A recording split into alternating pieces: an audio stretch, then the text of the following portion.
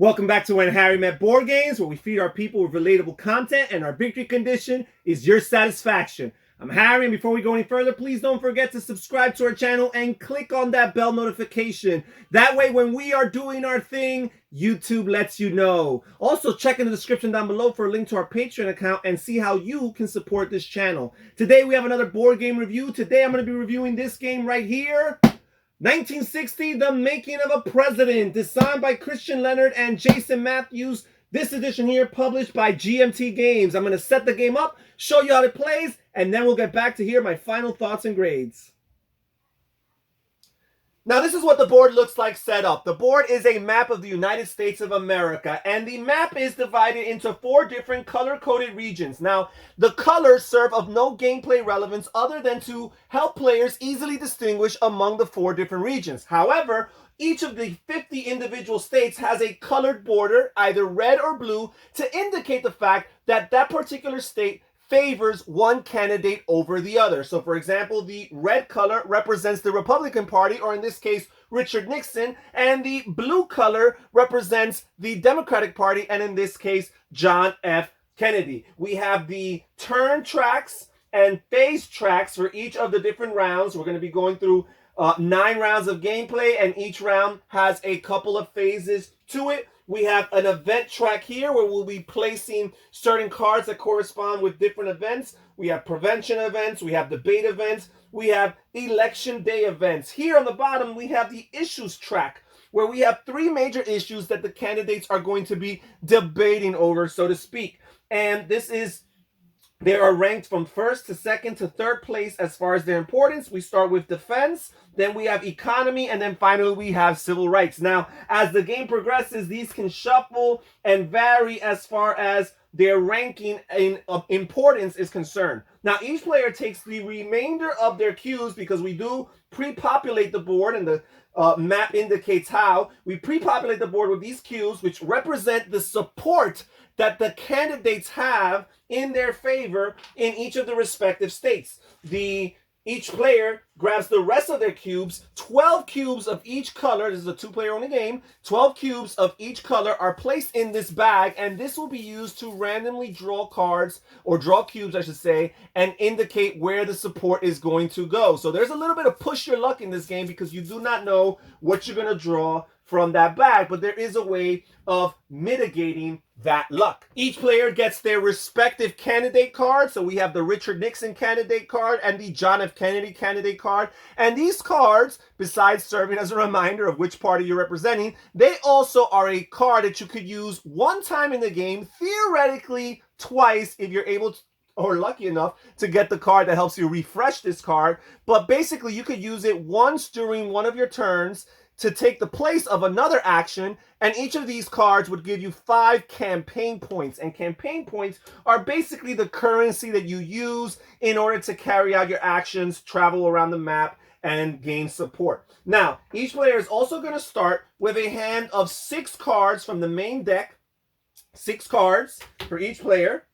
And then we're going to simulate a couple of turns and see how it goes. So we're going to start with the Democratic player here, John F. Kennedy. That's not necessarily always the case. Players can randomly decide which player goes first. Oh, very important. I forgot to mention that we have these little pieces here, these little discs that actually represent the candidates themselves as they travel throughout the entire country. So John F. Kennedy starts the game in Massachusetts, because that's his hometown, and Richard Nixon starts in California. So they start in opposite corners of the map. Now, each of these cards is a multi-purpose card. You could actually use the card for its campaign points, which are indicated somewhere around here on the left side. So this, for example, gives you 2 campaign points. This one also gives you 2 campaign points. This one gives you 4 campaign points. But instead of using it for its campaign points, you could choose to use it for its action. And its action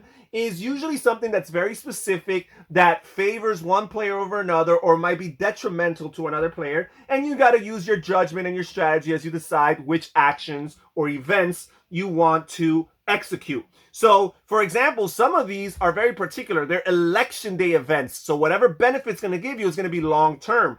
This card here, for example, unpledged elector, says on election day, if Kennedy wins Alabama, Louisiana, or Mississippi with less than 4 state support, the electoral votes for these states are not awarded to either player. So basically, Kennedy has to not only win those particular states, but he has to dominate in those states. So this is a great card for the Nixon player to play. So clearly, the Kennedy player would not choose this for its event. He would choose it for its action. And here, you see the symbol, the mascot of the particular party, and basically it's a reminder of, yeah, that card probably helps that particular party and not the other one, right? And some of the cards have both mascots on them, indicating that they're very neutral cards that could benefit either or player. Now, one thing that's very important, we're going to be playing this game, and each round you're going to have 6 cards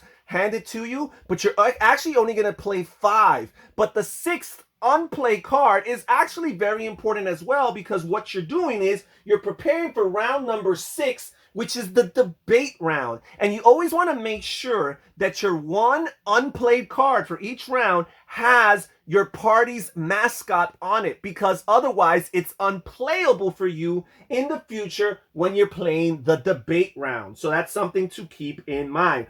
Also, the amount of campaign points that those cards give you are very relevant to the debates, because that means you're going to have more power and more influence with your debates and how you reach and convince your audiences, right? So we've got all that. Oh, also very important, on the right hand side, you see which of the 3 issues that card is associated with, which again plays no relevance during the current round when you're playing these cards for campaign points or for events.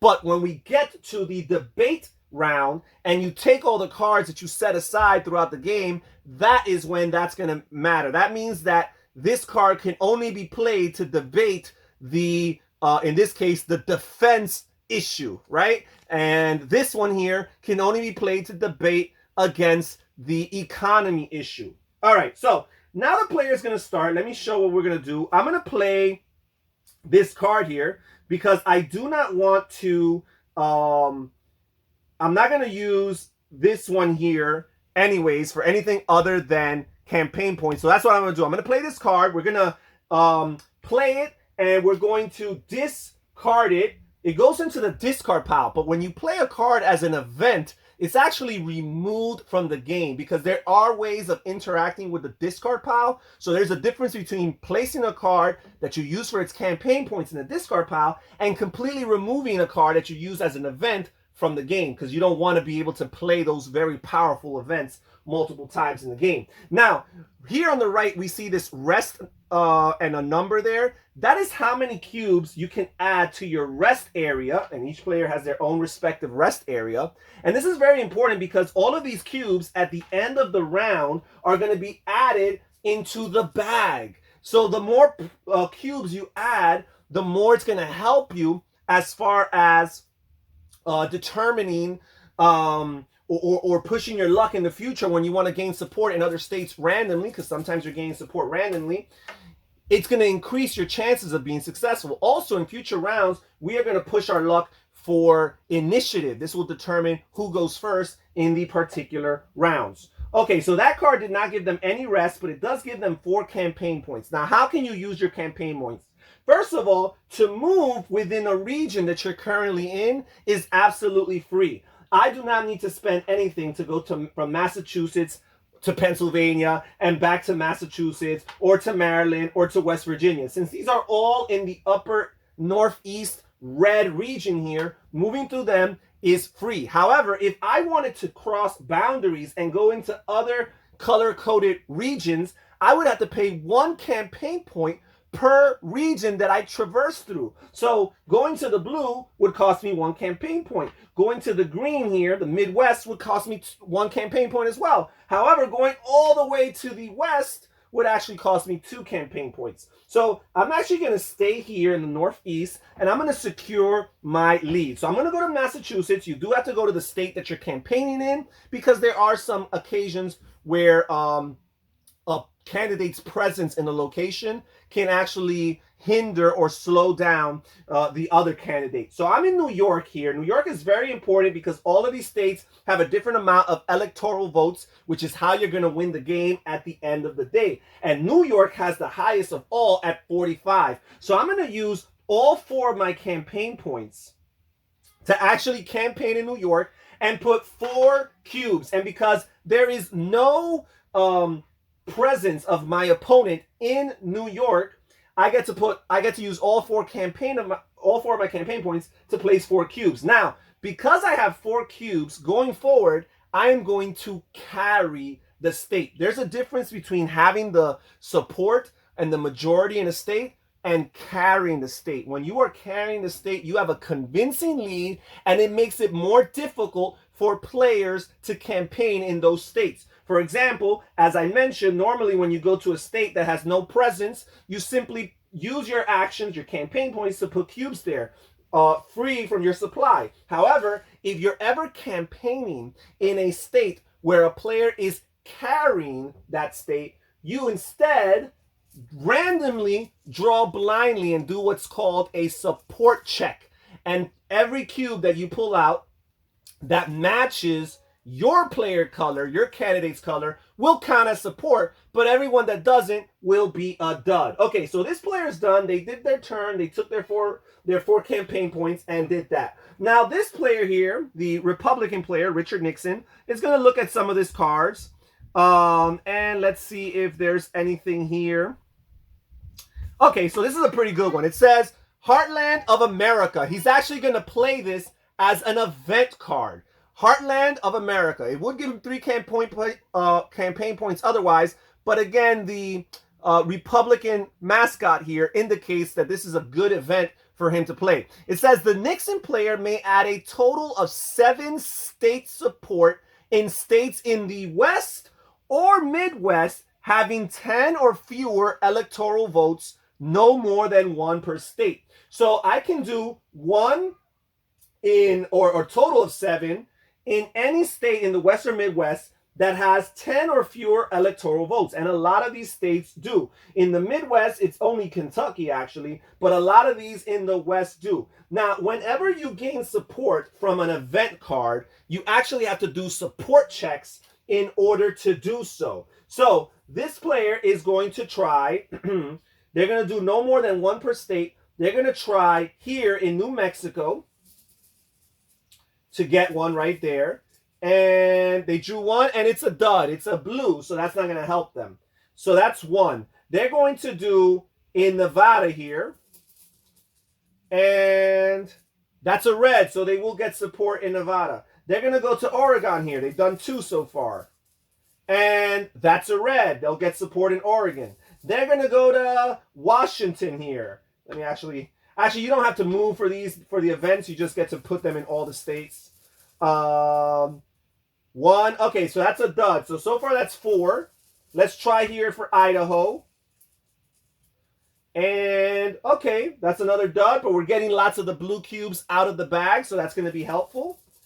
And that's 5. Let's do 2 more. We've got Montana here, and that's also a dud. And you know what? Now while we're at it, let's do Kentucky here in the Midwest. And it's another blue. Well, we at least got 5 blues out of the bag, so that was very, very helpful. Also, because this card here has 1 rest, I get to play, the Republican player gets to put 1 cube in their rest area, and this at the end of the round will be added to the bag. Now, because I played this as an event, this will be permanently removed from the game. Now, the reason why that's important is because over the course of the game, we're going to be gaining this momentum markers, which are reverse side, representing each of the 2 candidates. And these are kind of like a currency that players can use.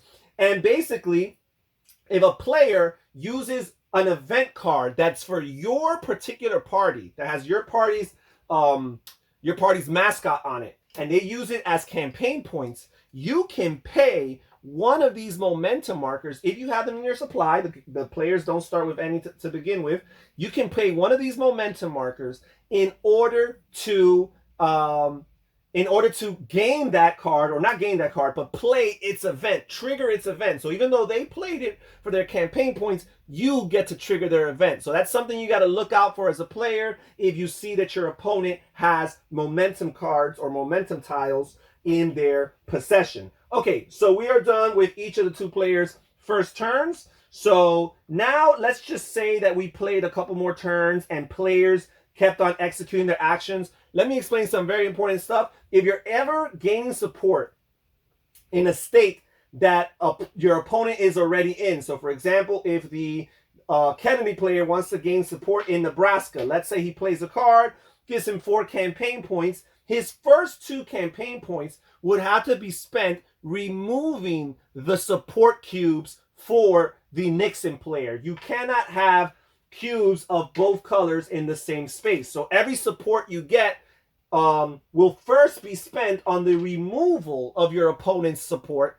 and then any leftovers will be used to place your actual cubes on there. We also have campaigning in these media markets. So we have the media markets right here for each of the 4 different regions. You can campaign, and whenever you campaign in a media market, you have to do a support check. So you draw cubes equal to the amount of campaign points you might have spent, and for each cube that matches your player color, you will place that cube in that section, indicating that you have media support in that region. And how does the media support help you? First of all, the media support can actually contribute to your end game situation later on when we get to election day, but throughout the game, having media support is very helpful because it eliminates support checks from when players are carrying a state. As I mentioned earlier, whenever a player is carrying a state,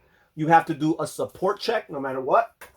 Or B, if your opponent's candidate marker is in that same state that you're campaigning for. Because normally, if you have a rival that's already currently present in the state that you're trying to campaign for, you're going to have to do a support check. But again, if you have media support in that region, you will do no support checks. So it increases and optimizes your efficiency so you could be more successful in campaigning. So that media support is very important. Another thing a player could choose to do is they can campaign in the different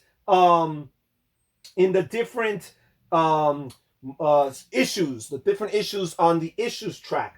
Now, something that's very important is that when you campaign in an issue, your first campaign point can be used to place something there, but you would have to spend two additional campaign points to place a second cube on the same turn in that specific issue. And at the end of the game, or at the end of each round, having the majority in each of these issues is actually very helpful because you're going to get some bonuses. For example, if you have the majority or if you have the support in the 3rd place issue, you're going to gain 1 momentum marker at the end of the round. And again, these are very, very helpful because they help trigger opponents' events so that they have to think twice about what cards they play. If you have the support in the 2nd place issue, not only do you get a momentum marker, but you also get an endorsement. And how do endorsements work? You grab one of these, depending on which side you are, and you place them in any one of the respective media markets.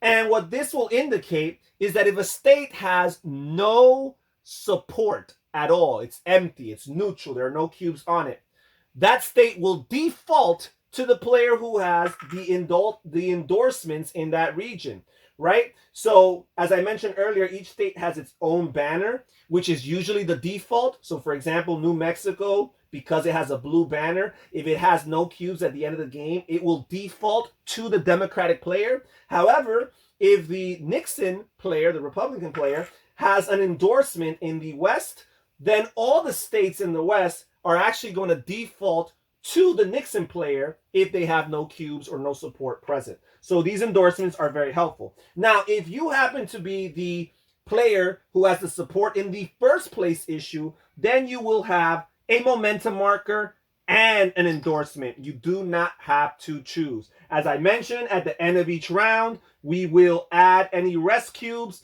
that players might have gained through the playing of their cards. We will add any rest cubes to the bag, which will increase players' chances of having their cubes drawn in future rounds. In each subsequent round, we will draw to determine initiative. The first player who has 2 cubes of their color drawn will be the starting player for that turn, or at least they get to choose who the starting player is. So in this case, we have 2 reds. That means the red player, the Nixon player, would go first. These would go back to their supply, and then we will rinse, wash, and repeat, and do all of those rounds. Finally, when we make it to the 6th round, we will take the cards that we set aside. Remember I said you're going to have 6 cards. You're going to play 5. You're going to leave 1 unplayed. And players are going to play a little game of chicken almost, playing 1 card at a time for each of the different debates in the order they choose until a debate has 2 cards played or an issue. We're going to be discussing the 3 issues, defense, economy, and civil rights, until each issue has 2 cards played on one player's side of it. And then we're going to add up the campaign points for each of the cards played, and each player who wins those debates are going to get a benefit. And the benefit is always a support check in any one state of their choice, so that they could hopefully add some additional support for that. Then we will play the 7th and 8th round, which will change in one sense, in the sense that players are not holding on to, they're not being handed 6 cards, they're going to be handed 7 cards, and they're going to leave 2 cards unplayed, and those cards that they're leaving unplayed will correspond to particular states, because if we look at the cards, they also have a state that it corresponds to in the lower right. For example, PA, Pennsylvania, CA, California. And those cards are going to allow them to make one final support check in those states in the 9th round, the election day round, where we calculate all the support in each of the different regions. We see who has the most. Players add up all their electoral votes, and the player to cross the 270 electoral requirement will be the new president of the United States of America. Oh, they'll also win the game. Let's get back and hear my final thoughts and grades. So that is how you play 1960, The Making of a President. So let's get straight to my grades. First, let's start with components. With components, I'm going to give this a B-. Now, this is a GMT production. GMT is not necessarily known for its lookers of games. They do not produce stunning games. They're a very small company. They're basic as far as their production is concerned, and they do follow that P500 system where they won't even produce a game or print a game until they get a certain amount of prepaid customers to commit to the game, to buying the game. So yes, they do not invest a lot as far as the quality of the production is concerned, but by the standards of what this game provides, this game, the board is just basically a map of the United States. It's a functional map of the United States. It's clearly designated each of the different states, each of the different regions that you need to travel to. So again, it gets the job done. The cards are fine, and the cubes are nice and chunky. Now let's talk about theme. For theme, I'm going to give this game an A. I do feel, as I play this game, that I am a candidate for the presidency of the United States of America. And to some extent, I do feel like I'm John F. Kennedy or Richard Nixon, depending on the side that I'm playing. First of all, the cards and their, not only their flavor text, but the different events that you can play for actions and how they correspond to the gameplay, but also how they point back towards an actual historical event that was taking place back then in the late 50s, early 60s, issues and events that were actually relevant to those times. Again, it brings you, it transports you into that era.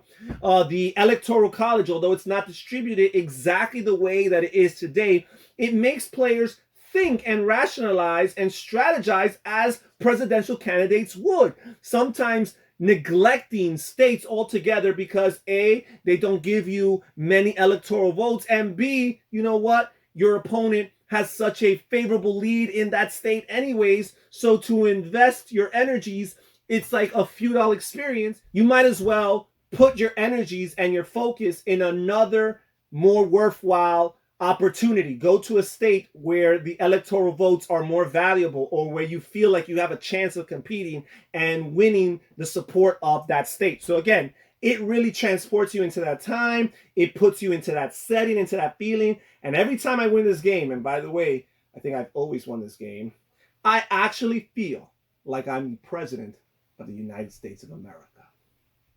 Now let's talk about gameplay. For gameplay, I'm going to give this a solid A. I have not played its predecessor, Twilight Struggle, which is a highly ranked game. Almost 20 years later, it's still ranked in the top 5 on BoardGameGeek.com.